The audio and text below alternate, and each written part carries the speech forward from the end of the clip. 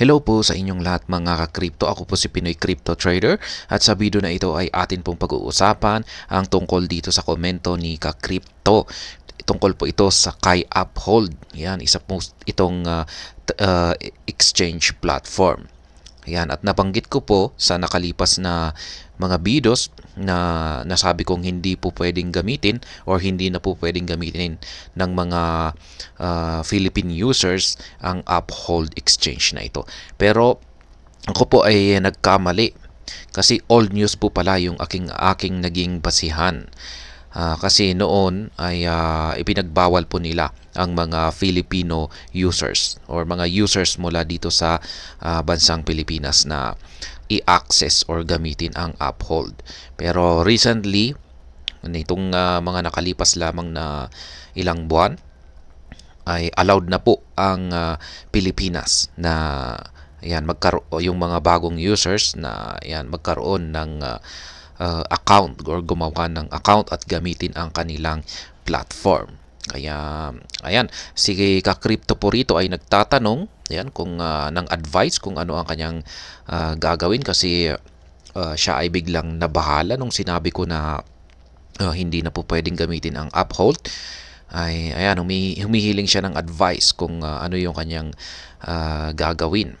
Yan, kasi meron siyang mga asset, mga funds dito kay Uphold. Kaya ayan yung sabi ko na hindi naman po pala nila itatanggalin ang kanilang support dito sa Pilipinas. Ay yan ang masasabi ko sa kanya ay ayan, maayos naman. Wala ka na pong kailangang gawin kasi ayos na po ang legit na po ang mga Philippine users sa paggamit ng Uphold na exchange platform. At ayan, bago po muna tayo magpatuloy ay nais ko po munang bigyang linaw ang aking disclaimer kung saan ang nilalaman po ng video na ito ay hindi po ito isang financial advice. For education and information purposes lamang po ang layunin nito.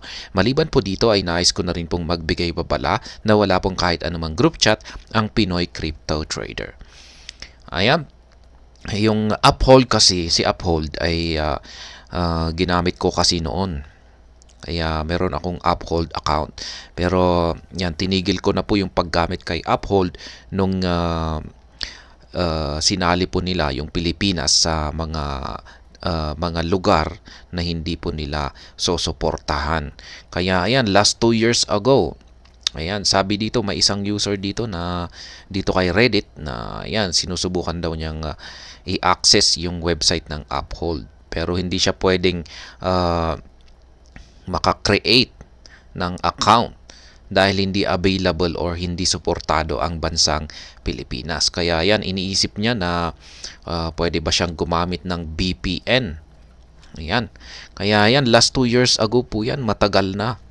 Kaya old news na yung aking sinabi kasi medyo matagal na rin, kung matagal-tagal na rin na hindi ko na ginagamit yung aking Uphold account dahil yan nga, hindi na nila susuportahan yung mga Philippine user, yung mga users nila sa Pilipinas. Pero syempre nagbago po sila ng kanilang syempre na-realize siguro nila na marami palang mga users, mga Filipino users or mga users dito sa Pilipinas na malalaki ang kanilang mga funds. Kaya na-realize sila kaya dito po siguro nila na-realize na isama na lamang sa mga jurisdiction na kanilang susuportahan. Kaya yan, non-supported jurisdictions. Ayan, ito po yung mga non-supported jurisdictions. Dati ay kasali po yung Pilipinas dito. Yan, 2 months ago. Yan, last updated lamang yan. Bagong update lamang yan noong last 2 months ago lamang, 2 nakaraang buwan. Kaya ito po yung mga hindi nila susuportahan na mga non-supported na mga bansa. At kasali po tayo dati dito. Kasali po ang Pilipinas dito. We do not offer services in the following locations. Ayan. Punta po tayo sa letter P. Ayan, letter P. Ayan, tanggal na po ang Philippines. Kaya yan, wala po tayo rito sa listahan ng non-supported jurisdictions. Dati po ay meron po, kasali po tayo dito. Kaya nasabi ko na ayan, yan yung nasabi ko kay ka-crypto dito. Ayan, sa previous or sa nakaraan kong video na hindi suportado ng Uphold ang mga Philippine users. Ayan, we are unable to offer new accounts in the following locations. Ayan, ito naman. Hindi na po sila nag-offer ng bagong mga accounts dito sa mga bansang ito.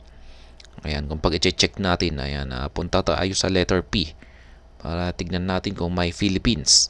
Ayan, wala po. Wala pong Philippines dito. Kaya ibig sabihin ay legit na po ang mga users mula dito sa bansang Pilipinas. Kaya wala nang restrictions. Ayan, kasi yan binabago nila, ina-update po nila yung mga supported jurisdictions nila. Nakadepende po kasi ito sa parang syempre meron silang sinusunod na mga financial regulations kung ano yung mga bansa. Kasi kung pag meron silang bansa na sinusuportahan tapos ipinagbabawal yan, ayan, ay talagang sila yung mapapahamak mismo yung Uphold.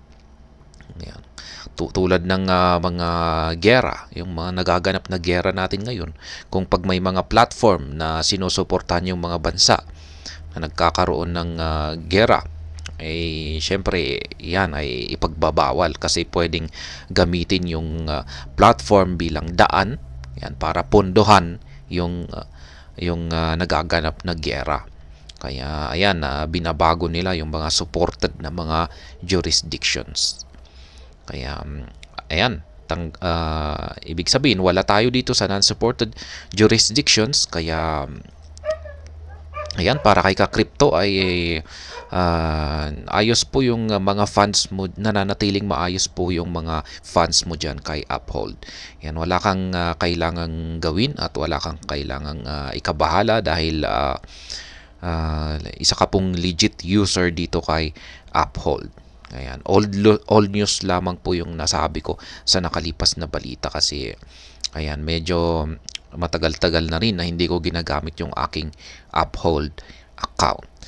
At ayan, hanggang dito na lamang po tayo sa video na ito. Sana po ay inyong nagustuhan ang aking paliwanag dito. Kung inyo po itong nagustuhan, ay pakiclick lamang po ang like button nito.